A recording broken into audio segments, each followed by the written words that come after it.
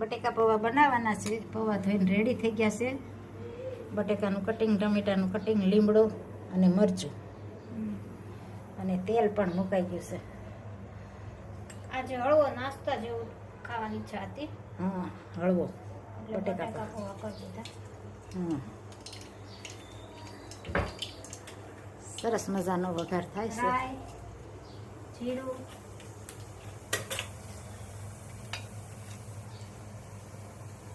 મરચું,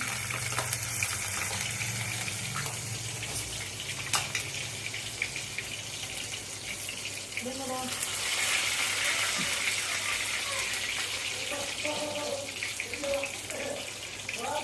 અને બટેકા.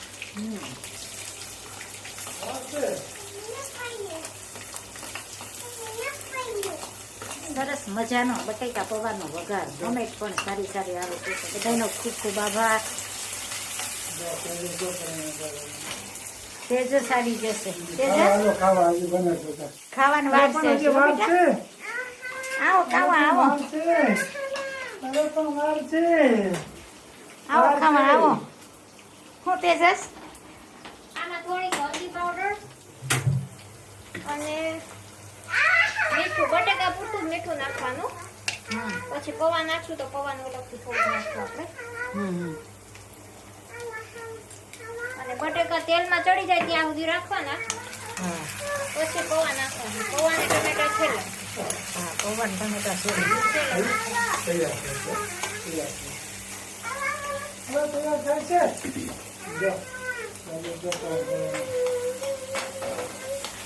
બટેકા પૌવા ભાવતા હોય તો કોમેન્ટ કરજો. કેમ મોનિકા? હળવા નાસ્તો. હળવો નાસ્તો.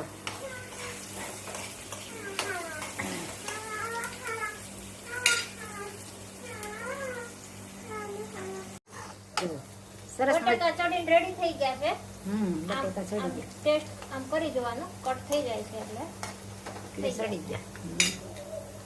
હવે આમાં આપણે નાખી દઈએ ખુલ્લા ખુલ્લા પૌવા.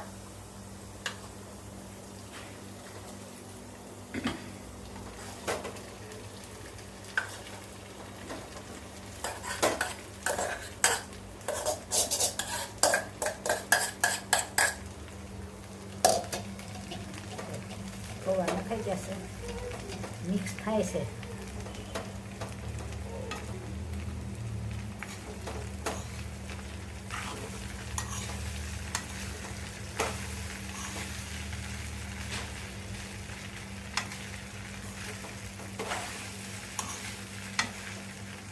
ધીમે ગેસ હોય એટલે સરસ મિક્સ થાય.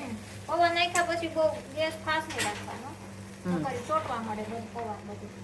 ધીમો રાખવાનો. કોરું કોરું હોય ને. પછી આમાં નાખશું આપણે ટમેટા.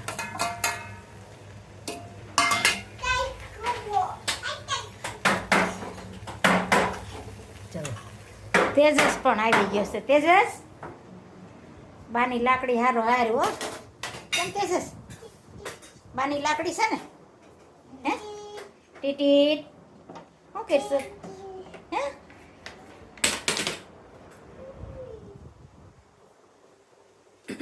પછી આમાં થોડું ચટણી જેવું તીખું ભાવે એવું. ધાણા જીરું. તેજુ એમ ન કરે. દાદાને પૂછે તો હું જમવું છે જાતો. થોડીક શુગર સ્વાદ અનુસાર. અને આપણે બટેકામાં તો મીઠું નાખ્યું હતું. હા, એટલે પૌવા પૂરતું નાખવાનું છે અત્યારે. બટેકા સોલ્ટેડ થઈ ગયા છે. હા, રેડી.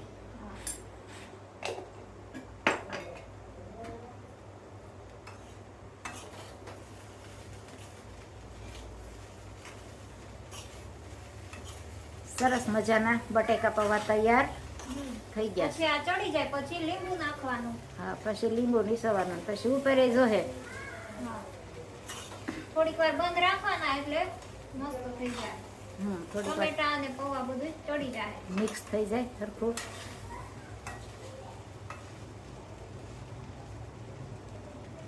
અને કોમેન્ટ પણ બધાની સારી સારી આવે છે. હા,